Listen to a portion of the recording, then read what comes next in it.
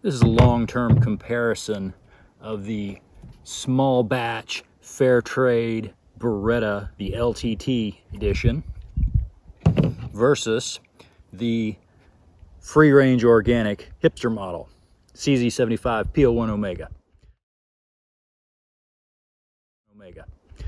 Both good guns. Let's get into the differences and the similarities. Beretta's a little bit bigger overall. Obviously, you've got a little more slide length. The biggest difference in the size is not actually the grip length here, because with the extended magazine of the CZ75, it ends up a touch longer than the Beretta. But the Beretta is longer from the back strap up to the trigger. And that is a deal breaker for a lot of people, because in double action, you have to, in single action, it's nice and close, very easy. And yes, I have a safe backstop over there.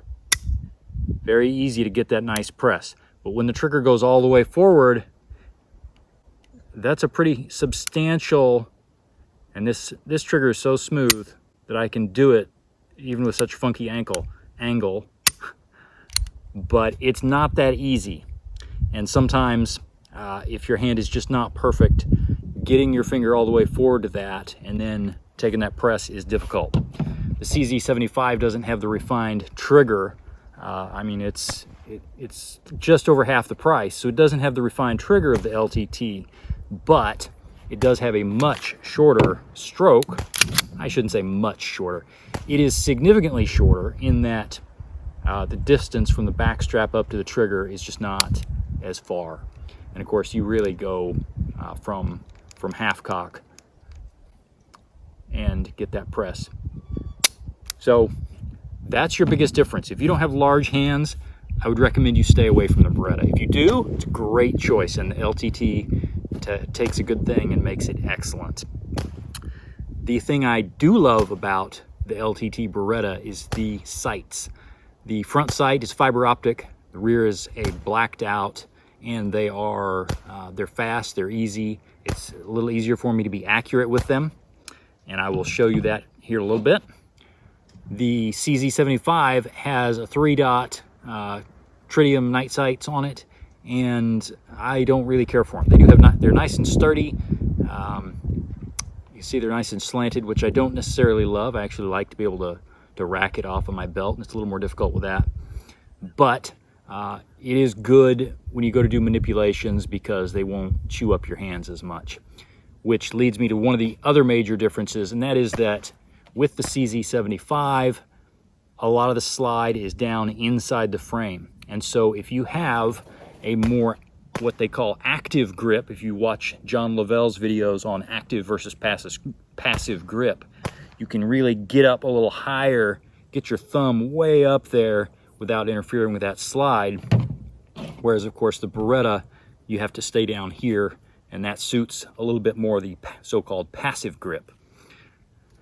Not a big deal either way, I don't think, unless you insist on the overhand manipulation of the slide like that, because it can be a little bit difficult trying to get your fingers on such a small thing. Now, if you like the Dave Spalding style, the inboard manipulations, you're using a thumb and your finger, then that works just fine. I don't have any trouble with that. I feel like the CZ75 is a little bit more versatile all the way around. You can go with a short magazine, a flush fit magazine. I don't like it because it has a little lip that sticks out here, and my hand sticks over the bottom. It's almost exactly the same length as a G19. So if your hand fits above the grip of that, you'll have enough room. You see here that mine does not. My finger runs over the bottom just slightly. It's good length for concealed carry, and of course, the extended mag basically turns that into a full size, plenty of room. And the Beretta is basically the same. So the gun is very capable if you're willing to put in the work. Both of these have the same downside, and that is that most people I don't think are going to be willing to put in the training necessary to manage that double action to single action switch.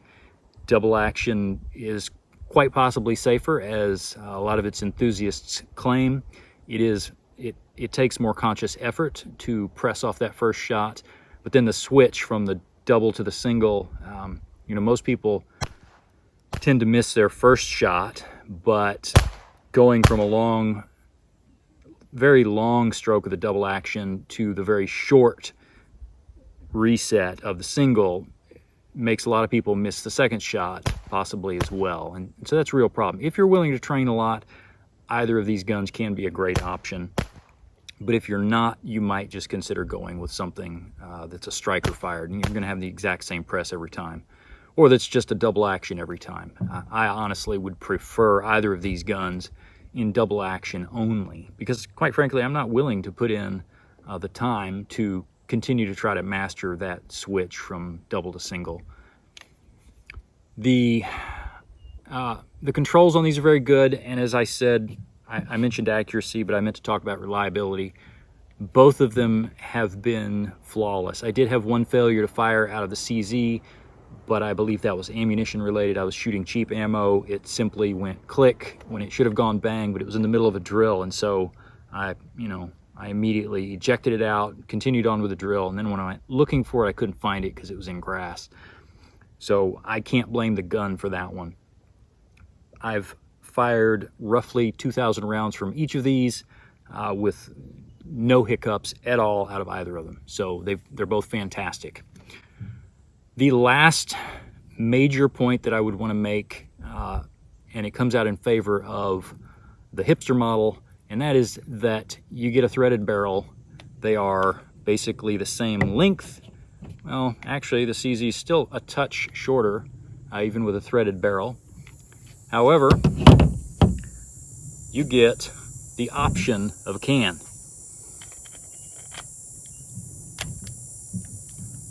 And so now you can have lots of fun.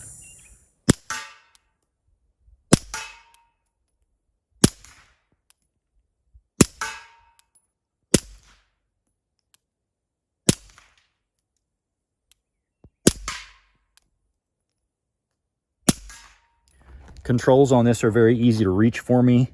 The decocker right here, and of course the slide lock here. I don't have to shift my grip for either one. I can also, it is a slight shift for me to get to the mag release there. Very nice gun. So on the P01, again, no real trouble with me reaching the decocker. The decocker is actually so big that it kind of gets in the way of the slide lock here. I have to go around that. Decocker is very easy to use. Slide release, not a big deal, because if I run dry and I'm going to do a reload, I typically use my other thumb anyway, so that's not really a problem for me. The trigger is not as refined as the LTT, but again, it's, I don't know, I think these retail right now for about $600, which is roughly half of what the LTT costs. So that money would certainly pay for a trigger job. However, the sights, you know, these are nice suppressor height sights, but in terms of, you know, actual accuracy, it's much harder. Let's take a look at the target and I'll show you exactly what I'm talking about. So up top, I was doing the pairs, double action first shot, single action second, and down below, I was trying just for accuracy, and all of this is at 7 yards. And the accuracy portion down here clearly shows you why I use a red dot, because both of these guns are far more capable than I was putting in. Every shot there was fired single action, and you can see how much more accurate I was able to be with the Beretta. Now, again, I had a little bit of vertical stringing, and that's an issue partly of grip size and partly of my eyesight. Over here, I had a little bit more of a horizontal stringing. Grip size is a little easier for me to use, but those 3-dot sights are just not as good as the fiber optic front blacked out rear that's on the Beretta. Now, coming up here to the double single, on both of these, I pulled one of the second shots, actually. That was a second shot. First shot was somewhere up in here, and then I snatched that second one a little bit lower just because of the difference in trigger press. And over here, This one was a first shot that I just milked the grip real hard trying to pull that trigger. This one was actually a second shot, not on the same string. So overall, I would say the LTT is a little easier to be accurate, and that's simply a trigger quality issue. Well, it's not just a trigger quality issue. It is a combination of sights and trigger. That trigger on the LTT is just buttery smooth, beautiful. The CZ is not refined. It's a little bit gritty. A little trigger work would do it good. But overall, it's certainly not a bad gun. I managed to shoot 300 of 300 on both the FBI test and the Rangemaster test. So it's certainly very capable. The Bushwhacker 46. It's so big that you can't quite see over. So it makes it a little difficult for target acquisition out at a distance. Still lots of fun though. And that, my friends, is why I go to CZ.